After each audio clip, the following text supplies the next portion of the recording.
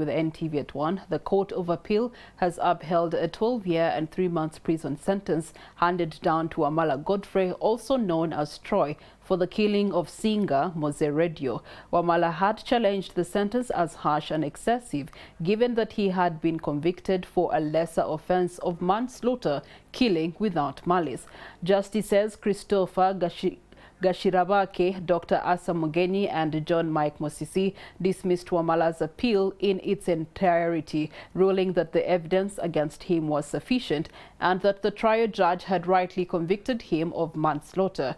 Wamala sought to overturn both the conviction and sentence, arguing that the prosecution's case was marred with contradictions and that the 14-year sentence, which was later reduced to 12 years, 3 months and 4 days due to time spent on remand, was excessive.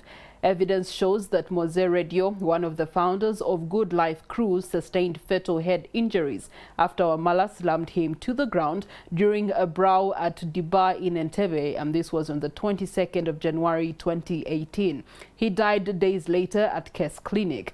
In their judgment, the justices ruled that 2 eyewitnesses, Pamela Musimire and David Otim, alias Washington, had positively identified Wamala as the person who threw the deceased to the ground, thereby dismissing his claim that lightning conditions at the bar were too poor for proper identification.